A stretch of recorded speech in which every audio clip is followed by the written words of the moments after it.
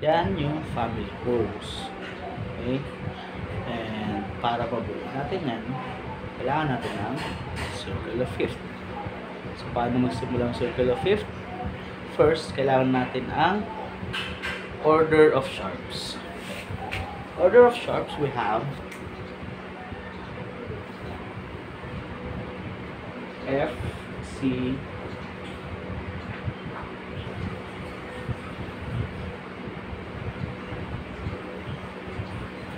then, pag alam natin yung order of sharp, alam na rin natin yung order of flats.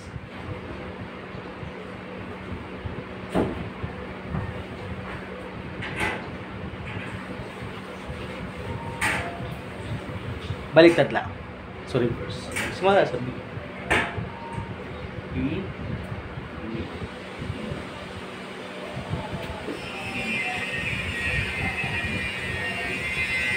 Yan lang. Ito yung bib. BCF. Okay na yan. So, tayo sa circle of fifth. Pinakamadaling gawin sa circle of fifth is gumawa ng orasan. Diba?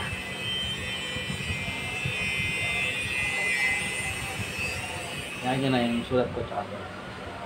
Orasan, meron tayong 12 o'clock, 6 o'clock, 8 o'clock, 9 o'clock, 1 o'clock, 2 o'clock, 4 o'clock, 5 o'clock, 7 o'clock, 8 o'clock, 10 o'clock, and 11 o'clock. Yan. So, para malagyan natin yan, susundin lang natin yung order of sharps. Yung taas. Pero, hindi tayo magsimula sa F. Magsimula tayo sa C. Okay? Ayan.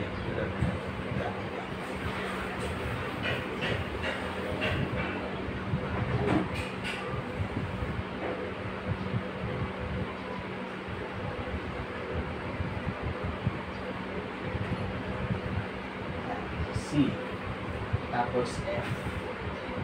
Bakit C? Kasi sa oras is 0, 1, 2, 3, 4, 5, 6, 7, 8. Yung C walang sharps and walang flats.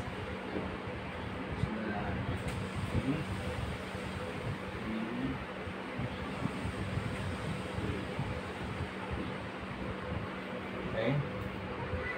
So, yan din. Nananin ito.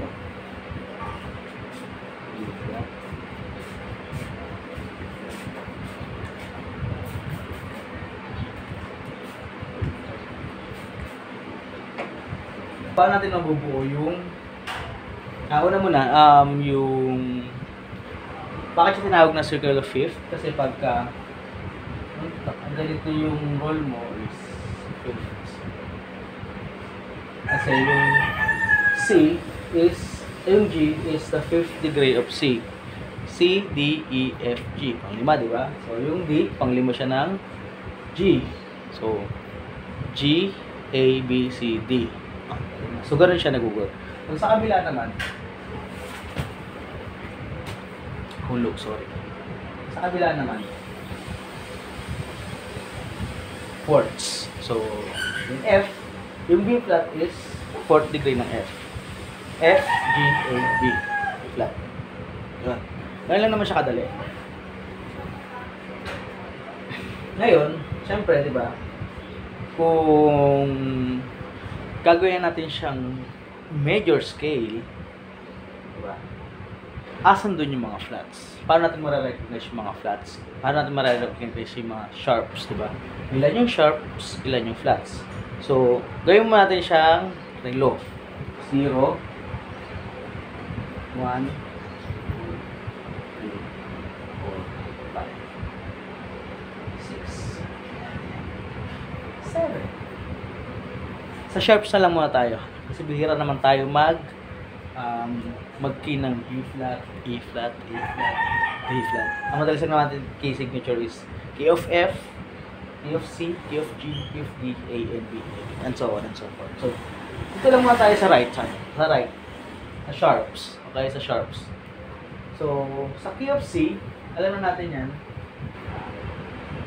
C, D, E, F, G, A, B. Wala siyang sharps. Okay? So, sa key of G, nasa alauna siya. So, meron siyang isang sharp. So, ganun siya. May isang sharp ang G, may dalawang sharp ang D, may tatlong sharp ang A, may apat na sharp ang E, key of E, may limang sharp ang key of B, may anim na sharps ang key of F sharp, and may 7 sharp ang key of C sharp. So, lahat yung sharps. So, paano natin ma-distinguish ngayon sa key of G kung ano dun yung sharp? So, sa G mo tayo. G. And mind you, let's keep it alphabetical. Okay? Alphabetical order natin siya. So, G. So, G na yung dulo. G. So, G, A, B, C, D, E, F. So, sa key of G, meron siyang isang sharp. So, asan dun yung sharp? Ngayon, dahil sharp yung hinahanap natin, pupunta tayo sa order of sharps sa taas. Diba? So, yung 1, ito lang yan, 1. Isa lang. So, sa key of G, F sharp lang ang sharp. Okay? Major scale to, huwag nyo muna ako hanapan ng minors. Madali na yung minor sa isang family chord. Okay? So, yan yung F sharp. So, sa D, alphabetical natin, D, E, F, G, A, B, C. So, dalawa. So, magka-count ka lang. 1, 2. So, itong dalawa, F sharp, C sharp. So, F sharp and C sharp. Yan yung sharp ng scale ng D. E and A. A na tayo. Tatlo. A, B, C, D, E, F, G. Pero lang din, magbibilang ka lang din sa order of sharps. 1, 2, 3. So, yung tatlo na yan.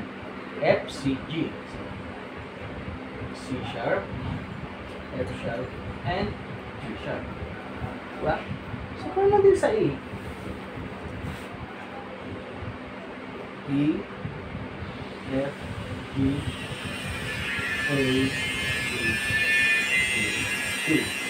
So, dadagdag mo lang. Bibilang ka lang 1, 2, 1, 2, 3, 4. So, ang sharp mo is F sharp,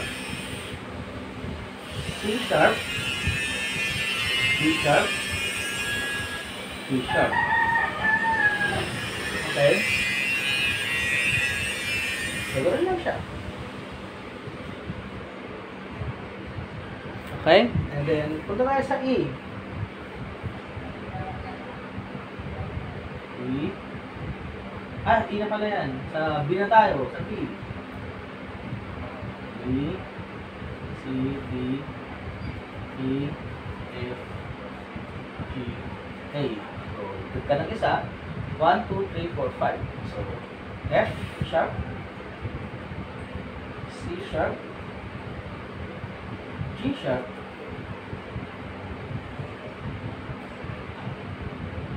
and D sharp, and A sharp. Yan yung mga sharp ng key of B. Okay? So, ngayon, alam na natin siya kung paano gawin. So, alam natin kung paano siya nag-work. Baka pag nagawa mo lang tong orasan na to, diba? Pinakaunang natin tandaan is makabisado natin tong order of sharp. Pag kabisado mo na yung order of sharp, madali lang naman yan eh. Lagyan mo lang ng FC. Tapos, go down and eat breakfast. Okay? FC, go down and eat breakfast. So, pag nagawa mo na yan, magagawa mo na yung orasan. Madali lang, alam mo naman, nakikita mo naman laging relo. So, 12 o'clock, 6 o'clock, M.M. Tapos, lalagay mo na yung F sa dito sa left side. Ganun din pala yung nag-work sa F ha. Sa F. So, isang flat lang siya.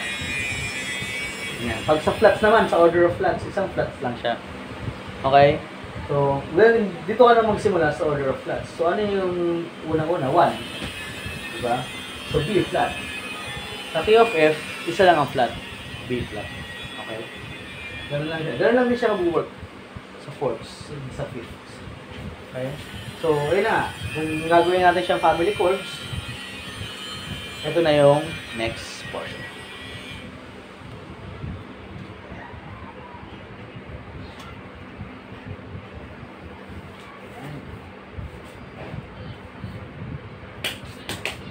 So, gawin natin anong family chords na hindi, ganito na tayo. Sa family chords, mag-aaral din tayo ng alphabetical lang din. So, A, B, C, D, E,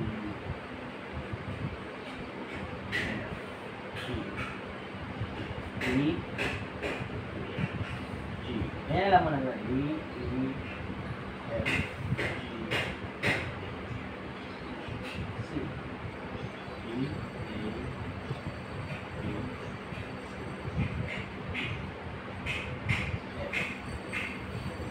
Ito na yung family chord. So, anong sharp ulit ng A? Ilan ang sharp ng A? Apat. So, F sharp.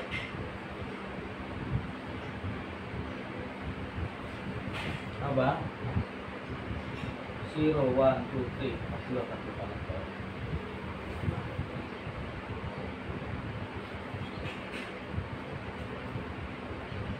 F sharp, C sharp, and D sharp. F, D, dalawa lang. So, F sharp and C sharp. So, F, G, isa lang. So, F sharp lang. And yung family chord na. So, ito, di ba may minor yun? Sa minors, madali lang siya.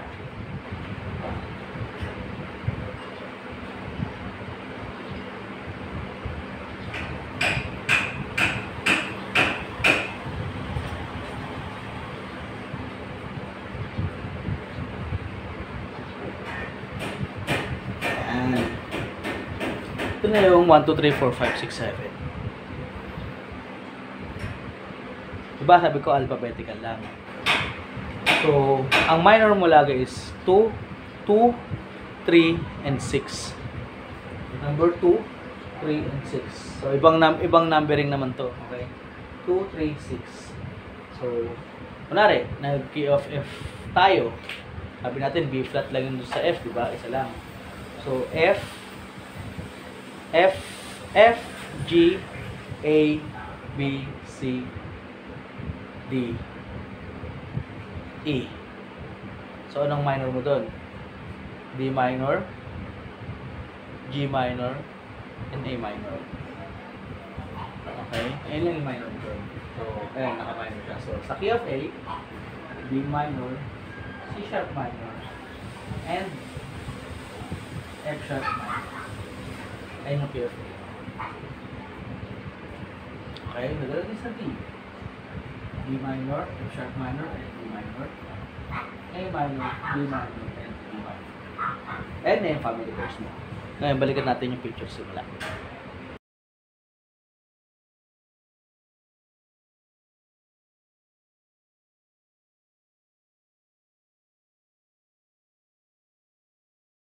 Diba? Nakita nyo. So, gano'n lang siya.